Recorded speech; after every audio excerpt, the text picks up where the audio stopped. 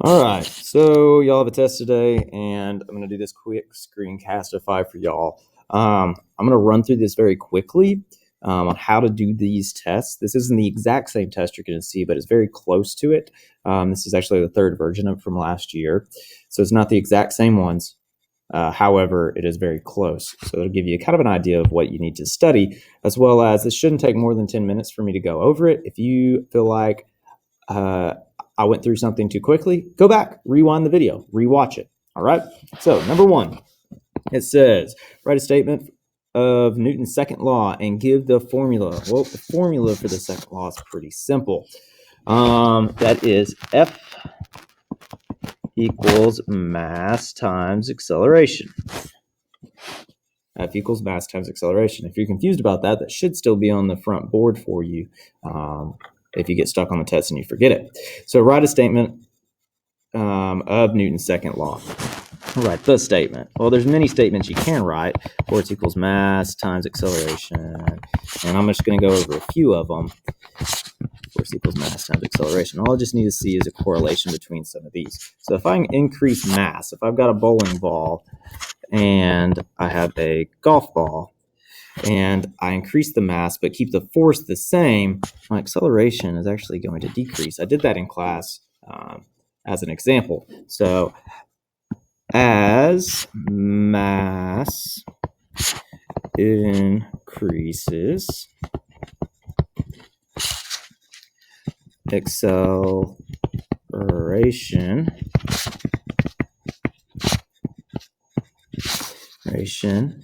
decreases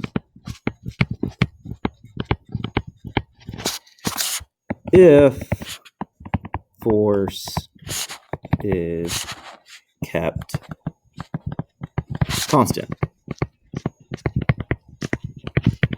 Now, you could have written many other things on here. You could have said, well, if I increase my acceleration, I'm going to increase my force.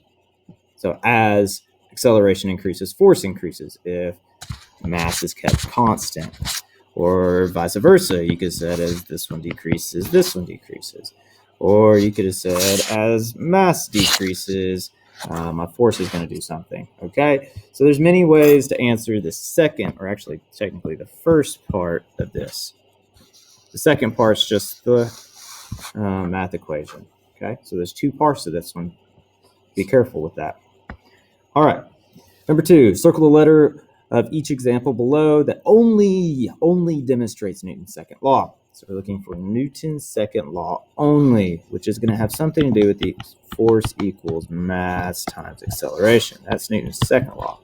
Well, Newton's first law, if we remember, if something's in motion, it's going to stay that way, or something's at rest, it's going to stay that way unless a force acts upon it.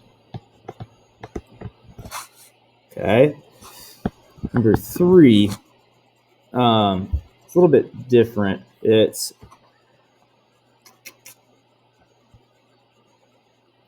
see if there's an example on here. Aha, for every action, there's an equal and opposite reaction. So you're looking for the words equal and opposite on this one. So, first one, object in motion wishes to stay in motion. Second one, force equals mass times acceleration. And the third one, equal and opposite. All right. So, A baseball travels at a speed of 80 miles per hour until hit by a baseball bat. Well, that looks like Newton's first law to me because there's something in motion and it just changed trajectory. So, an object in motion stays in motion unless acted upon. In that case, the baseball bat acted upon it. A soccer ball will not move until the player kicks it. Well, it's at rest, and then we move it. Sounds like Newton's first law, not Newton's second law. Hit a golf ball with a small force and a large force, and its acceleration increases. Well, check this out. It says force and acceleration. Well, we have force and acceleration in Newton's second law explicitly talked about. So that is definitely one of my answers. When you push on a door and it pushes back with an equal and opposite force. Aha, that's Newton's second law, Newton's third law, not Newton's second law. A girl jumps down on a trampoline which sends her back up looks equal and opposite to me, so that's Newton's third law. A seatbelt stops you from hitting a windshield if you hit the brakes quickly. Sounds like equal and opposite, or an object in motion stays in motion. That's just the law of inertia, or Newton's first law. G, a girl throws a basketball than a medicine ball, which is much heavier with the same force, and the medicine ball accelerates less. Well, we have force, acceleration. We're talking about much heavier, which isn't necessarily mass, but we're going in the right direction. If you see acceleration, you see force, odds are we're talking about Newton's second law. So there we go. A 12-pound bowling ball goes faster down the lane than a 15-pound bowling ball. And so 12 pounds versus 15 pounds, and we're talking about faster. So we're talking about acceleration. We're talking about mass or weight. So we're going to roll with Newton's second law on that one. Okay, last bit here. See how long we've been recording for. Won't show me. Oh well. These are pretty simple. All you got to do is use the equation force equals mass times acceleration. Force equals mass times acceleration. You're going to be given two of these things, either mass and acceleration, or say force and mass, or force and acceleration. You're going to be given two and asked to solve for one of them. So let's try this thing. So we have givens.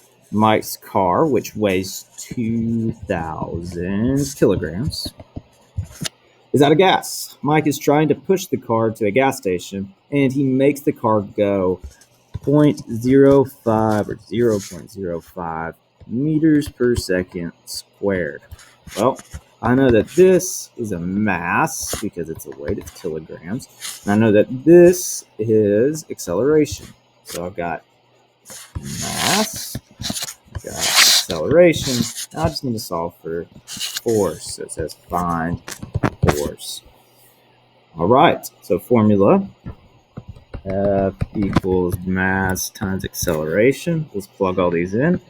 F equals M, 2,000 kilograms, times 0.05, that's kilograms, meters per second squared. That was a multiplication there. Okay, so just bust out my calculator here and do this quickly. 2,000 divided by 0.05. It's going to give me 40,000 newtons. Just a heads up, force unit is newtons, which is an N. Do not forget your units. See, I even wrote it right here. Look at that. Don't forget it. Okay, next one. Might run out of time here. Givens says 200 newtons. An acceleration of 10 meters per second squared. Find the mass. So I have acceleration, I have force. So let's solve this thing. F equals ma. I need m.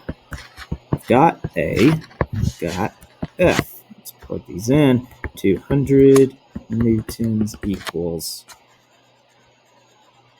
10 meters per second. Well, let's do m first since that's how I wrote it. M and then 10 meters per second squared. So I want to get this on this side. So 10 meters per second squared. 10 meters per second squared, which, let's plug that into the calculator. Some of y'all are great at mental math. I'm not. So divided by 10, it's going to equal 20. Now, it says remember units. Remember units. Mass, it's going to be in kilograms. Kilograms. It should be on the board. If you forget that, I'll write the units up there for you. All right. What is the acceleration of a softball if it has a mass of 1 kilogram and hits the catcher's glove with a force of 25 newtons? All right, so I need to find the acceleration. So my formula is F equals mass times acceleration. Acceleration, newtons, and kilograms. Just plug it in there. 25 equals 1 times a.